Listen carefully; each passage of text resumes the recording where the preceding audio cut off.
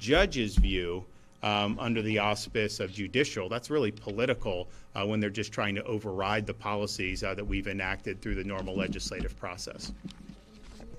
The president talking about eliminating vote by mail. Do you think he has the legal authority to do this, and do you think it's a little bit of critical consideration? So it's interesting. So I've talked to the president, because he's a Florida voter, and what he means by vote by mail, I think, just in my conversations, is the states like California and Nevada and others where they just send all these ballots out into the ether, basically. They have a voting list which is not accurate and not caught up to speed, and then they dump all these ballots out there.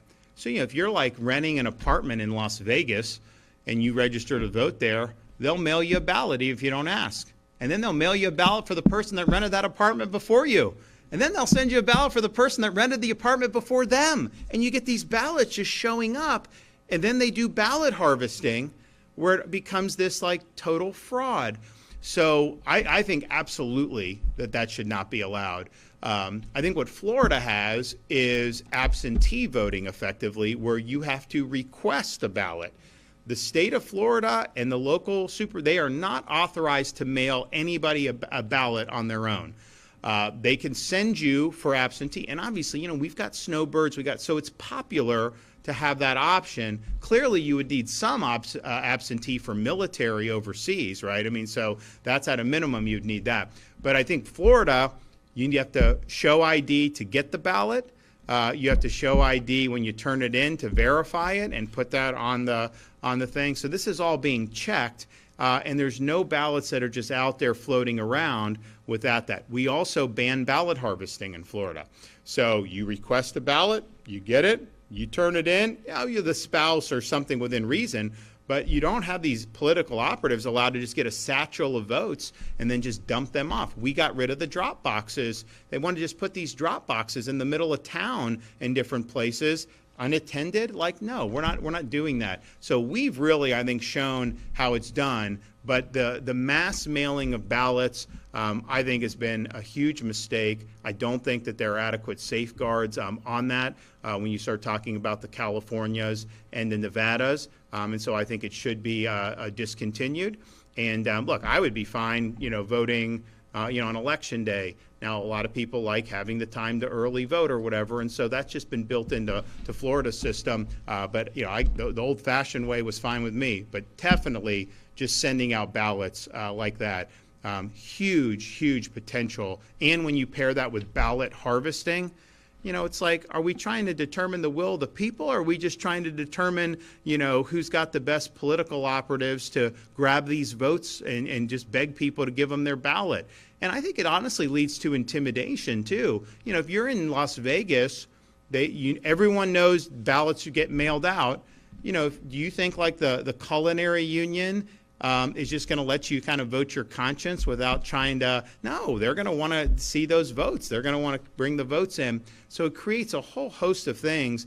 And I just believe in the secret ballot. You go in, you vote, you do that. Even how Florida's done it with the absentee, no ballot harvesting, no interference. So you're able to do it. Now, what's the authority and the reach? I'd have to look at the federal statutes. I mean, clearly, election administration is primarily a state function. We've taken that very seriously. I mean, heck, the Attorney General can tell you, he was in our administration when we did the Election Crimes Unit, which has actually brought people to justice for violating election law, illegal aliens voting, people voting in multiple jurisdictions, people that have been convicted of homicide and sexual assault, illegally voting. And those folks have actually been brought to justice in Florida. And I think what was happening, in my judgment, was, you had laws, but it was almost like most prosecutors, the election stuff, we don't want to get involved with that. We just want to focus on this other stuff. Well, now we have a unit in self-government and state government that takes it very seriously. So from an enforcement perspective, the laws against ballot harvesting and Zuckerbucks and all these things, getting rid of the drop, all that stuff that we've done, we've really done it right, I think, in Florida. And so not only California, they send the ballots out. We will have an election. And in the state of Florida, your ballots are counted and the results are produced on election night. That's how it used to be. Those were the expectations. Then it was like, well, some of these states are going to take a couple more days. And then California, they take weeks to be able to count the ballots. So you're running for Congress out there. It's usually the Republican will be winning after the election night, and they've counted, and then they keep counting and keep counting and keep counting for weeks on end. And it takes them 4 to 6 to 8 weeks to be able to produce the results for an election. And I'm just thinking to myself, how is that inspiring confidence in all this stuff? And the changes in the margins usually go one way when they keep counting. You know, they had the mayor race in L.A. a few years ago, and you have the current incumbent. She was not incumbent, but she was running. She was backed by the machine, the unions and all that stuff. You had another Democrat. I think he had maybe been a Republican. He was considered, more centrist, but people knew L.A. needed to be cleaned up, so he had a reform message. He was winning after the election day or the primary day. And then like 2 weeks later, she wins by like 10%. And I'm thinking to myself, where did those votes come from? How do you all of a sudden just be able to pull all these votes? So I think what they do in California, I have no confidence in it. I think most people look at that and don't have any confidence in it. And don't tell us it can't be done. Because in Florida, we've shown it can be done. And we've had problems with elections in the past in the state's history, but we rectified that.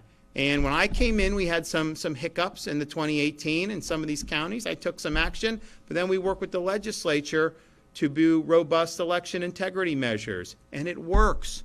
And people have confidence. And I've not seen, since we've done our reforms, there's never been any election result that I've had any issue. I mean, because the ballot, you know how many ballots have been cast, you see how many have been counted, and you see the result.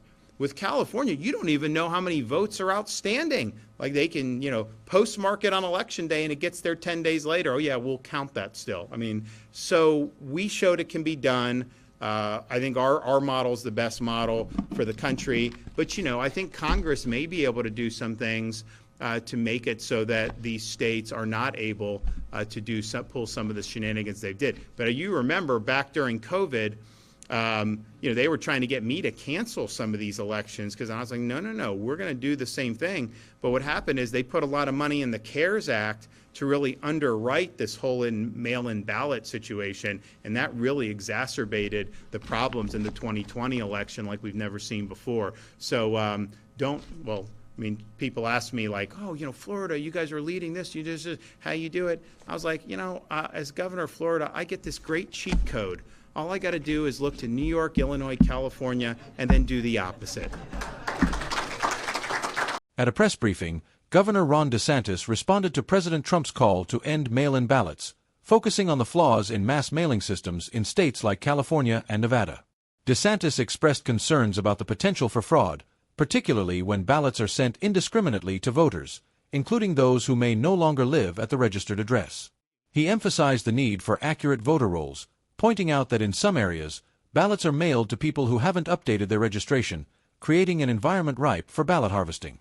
Florida's absentee voting system, according to DeSantis, offers a safer and more secure model. Unlike mass mailings, voters in Florida must request an absentee ballot, ensuring that the process is more controlled. The state has also implemented measures to prevent ballot harvesting, prohibiting political operatives from collecting large batches of votes.